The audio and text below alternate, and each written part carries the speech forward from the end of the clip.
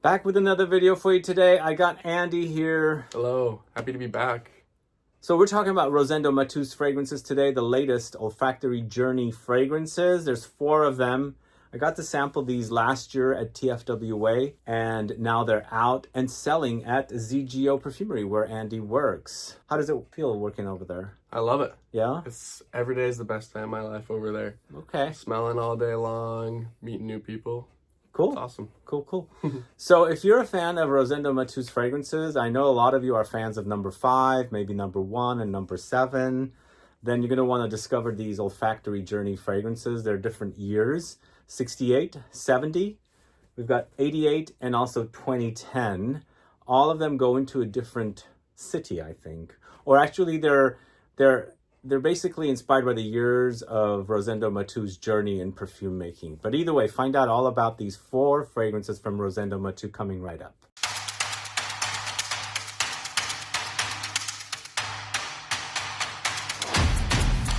Thanks so much for tuning in. It's Sebastian. That's Andy. So I recommend ZGO Perfumery here on the channel quite a bit because they are a local perfume shop. And if you are local or even somewhere else in the States, you can always order, and there is a discount code on most of everything that's sold there, and there's 15% off of the fragrances that we're talking about today. The code is the Perfume Guy. So does anybody come in and say, I learned about this fragrance from Sebastian? All the time. Really? Well, too often, yeah. People come in, order samples of it, want to see how it ends up on their skin, just hearing about it from your videos. And yeah, it's pretty cool seeing the amount of people that actually end up coming in and seeing stuff that's off the videos. So Cool. So hopefully after we shoot this video, they'll come in and say, hey, I saw you in that video. absolutely. I've had a couple of those since the last few videos. So. Oh, cool.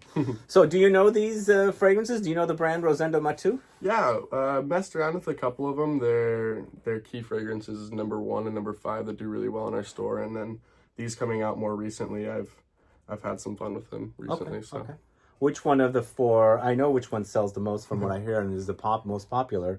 But what do you consider the most popular? I would say 1970s probably the most popular, especially during the season right now. It's definitely catering towards a warmer feel. So we've seen a lot of that one go in this season. Okay.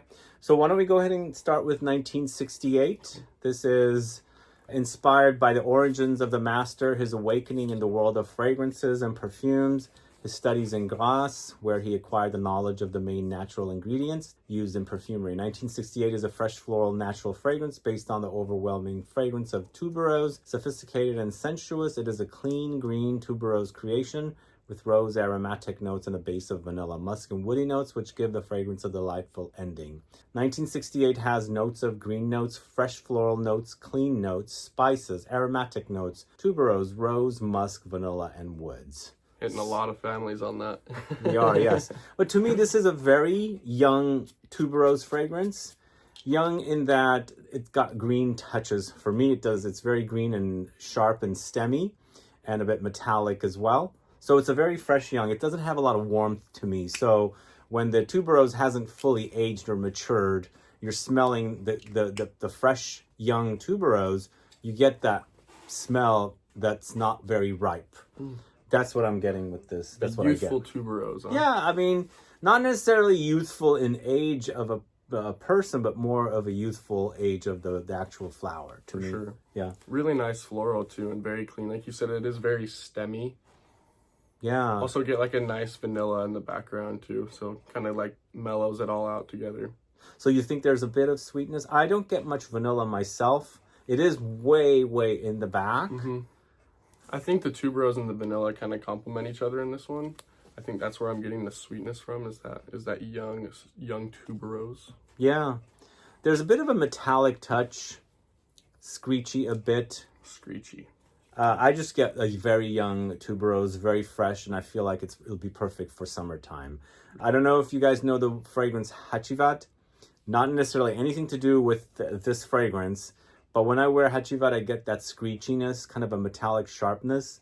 It's similar in this, it's overdosed with tuberose, but it's got that kind of metallic screechiness here.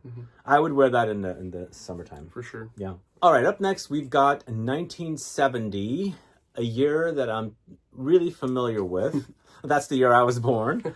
And I think this is the most popular of the 4 fragrances from this line. And I think when I sampled this first at Duty Free or TFWA in Cannes, this is the one that I really won me over. I thought this was going to be a hit. It's a delicious gourmand to me. It says, such as the city of Paris, Rosendo Mateu's 1970 is associated with a refinement, luxurious beauty, and glamour like haute couture. It is a sublime expression of sweet sophistication, citrus and fruity notes enhanced with the precious flavor of tonka bean, a complex and fascinating heart of chocolate, spices, woody, and earthy notes on a base of amber, vanilla, and caramel. Musky notes lurk among the heart notes and an incredible concentration of seduction. Yeah, it's quite delicious, and I can see that, I visit France, Paris quite often. All kinds of yummy desserts can be had there, and I can see the inspiration for this being like that. The only thing that that's kind of different in this fragrance, I do get this very spicy, almost cumin-like presence when you're first spraying it on skin. That does disappear. To me, it's not necessarily cumin-like. It's more like caraway, I guess. But does it appear on you? Yeah, not as like a sweaty cumin as we've seen in some of the past fragrances. It's more like the spice, kind of reminding me of cumin notes. For sure. But man, it's good. Oh, it's so good. This has been one of my favorites since we got it in, and I always said that this reminds me of like a simmer pot. My mom, like in the winter time, would put like a pot of like apples, different spices, and basically it just puts a smell out throughout the house, and this gives me that like spicy, really sweet, intoxicating for sure.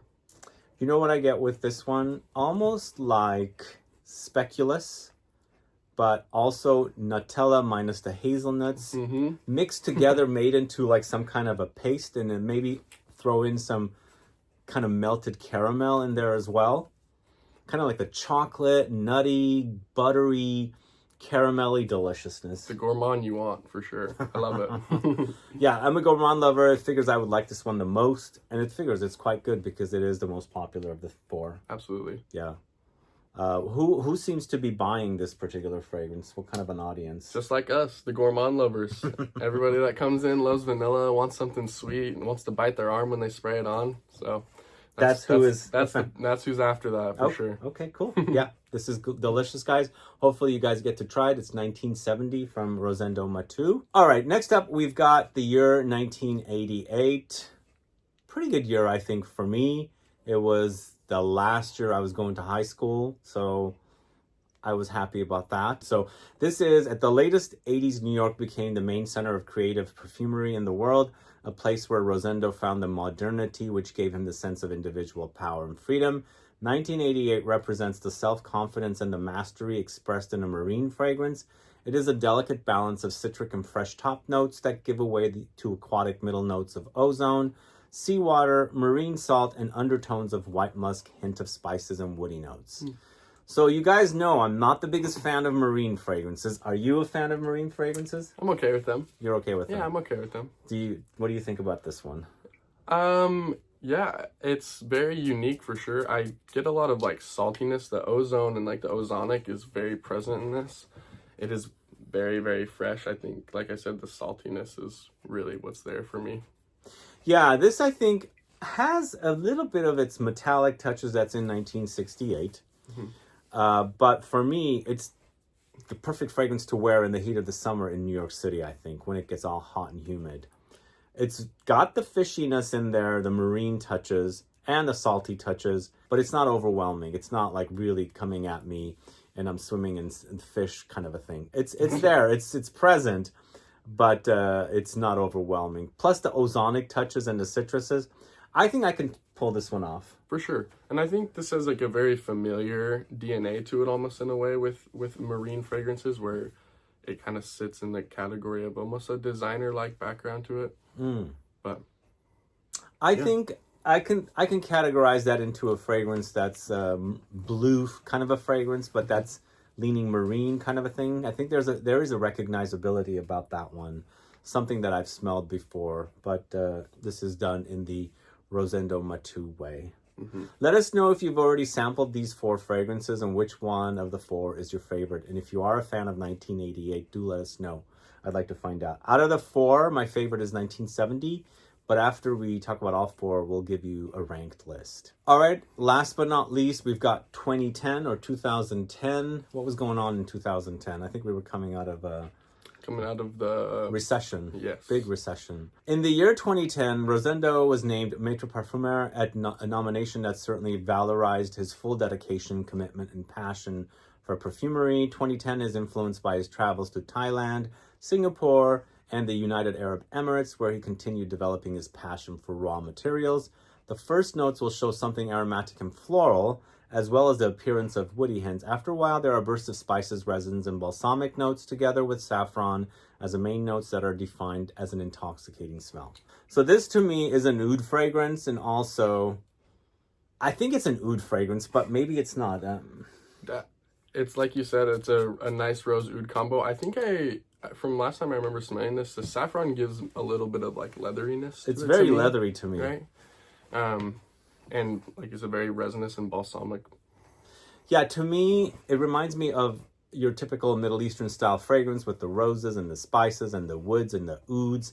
And then the saffron and the produces the kind of leathery aspect to the fragrance. Yeah. It seems a bit synthetic to me as well. Like you said, very metallic and... Yeah, I think metallic is definitely key. I'm not getting synthetic, but I'm getting metallic for sure. I think maybe the sweetness of it is what's making it a little bit synthetic for me, but definitely metallic. When you say synthetic, is that in a negative way? No, or? not at all. What? I'm a fan of... I feel like synthetics can be like a really good anchor note for some fragrances that make it honestly last on your skin too a little bit longer. So I think there's like a leathery, or sorry, not leathery, a synthetic-iness that makes this, I don't know, have some sort of like lingering. So do you think they're using something like Ambroxan or ISOE Super or Cashmeran or probably like a Cashmeran or an ISOE Super? Okay, so you can distinguish that they're using this note and it comes off synthetic. It's interesting for me. When I smell fragrances like ISOE Super that feature ISOE Super and Ambroxan, it doesn't necessarily go to the direction of being synthetic. Sure. What makes it? I guess woodiness can kind of get to like the ISOE Super direction as it comes off like a soft woods. I don't know if it's something in like woody. I don't know if it's woody notes or something that make it seem, or with the sweet notes that all wrap it together to make it synthetic for me. All right. But yeah, that's how it comes off. Okay. All right. So this is 2010, and this is the last fragrance of the bunch. So I'm going to tell you my number 4. My number 4 is 1988. So I chose this as number 4 because it is, of course, marine, and it is not necessarily my favorite style of fragrance, but I think it's definitely wearable, and I think it'll find an audience. It's also perfect to wear in the heat and the inspiration in New York City in 1988. All that good stuff makes sense. And if you are in the New York City area, I think this will be perfect in the summertime there. For sure. What about your number 4? I'm going to have to put it to 2010. So you like the 1988 more. I like the 1988. I'm okay with the aquatics. Okay. I don't really cater towards floral stuff as much. Okay. So 2010, why did you put that at number 4? 2010's at number 4. Are you tired of oud and I'm tired of oud and rose, I think. All these combinations of rose and oud, there's just too many at this point. I think I'm over them, to be honest with you. All right. Makes sense. Regardless, it still is a very nice fragrance, though, even though it's oud and rose. All right. So let's switch, because that's my number 3. Maybe this is your number 3. This will be my number 3. Yeah, so 2010 is my number 3. I chose this at number 3 because I do prefer it over the marine fragrance. But it's almost like a toss-up. I decided to go with this because I prefer this kind of style more than aquatic marine kind of fragrances. And I think it's nicely done. I don't get the synthetic metallic as much. There are metallic touches, but I think the metallic touches are coming from the saffron. And I do enjoy saffron in fragrances. So anyway, I would choose 2010 at number 3. Gotcha. I think I'm choosing this one over because I'm okay with some salty accords. It makes me think of the beach. And even though it's the dead of the winter here in San Francisco, or even though I'm smelling It's a little bit of cold. salt, I know it's a little bit cold, it makes me think about the beach. So I think that's why I'm placing it above the rose and oud combination here. Okay, all right. All right, so 88 for you. Yes. At 88 number for me at 3, number and 3. 2010, number 3 for me. Which leaves us no choice for number 2. I think To we're going to be agree upon. tied. Yeah, we're tied at 1988 for number 2. I really enjoyed... 1968 for I'm number sorry, 2. 1968, yes. 88, 68, yes. 20 years later. So 68, yes, a great, very young, fresh tuberose. Not much warmth in there. Just a beautiful, fresh, metallic leaning, stemmy. Tuberose. Yes, we love it. Yeah. Not much else to it besides that. But, well, you know, I should say, if you're familiar with fragrances like Carnal Flower from Frederic Malle, it does have sort of similarities, but I find this to have that greenness more associated with something like Frederic Malle's Synthetic Jungle, whereas that's not necessarily tuberose, but the greenness in there is combined with something like Carnal Flower's tuberose to give you this, plus it's a metallic edge. For sure. Yeah. I'm glad we agree on this. Okay. Well, we agree on the next one, too. For sure. Yeah, and so at number 1, it's a given that we are both favoring 1970. My favorite year. No, I'm just kidding. Year of Sebastian. 1970 is a delicious gourmand, and for me, there's a buttery texture, more like speculous, mixed with Nutella, minus the hazelnuts, and then also the caramel, all kind of gooey. Just a really delicious gourmand with all these, you know, yummy notes mixed together. I don't know if I'm biased because of this season, but I feel like when I start to smell like sweeter, warmer stuff, when it's a little bit colder out, I like it even more. But this is also just super nostalgic for me. Like I said, with my mom and the simmer pot, it just brings me back to a really good memory. So I can't help but not place this at number 1. Okay. I love it. That's cool. So our favorite is 1970.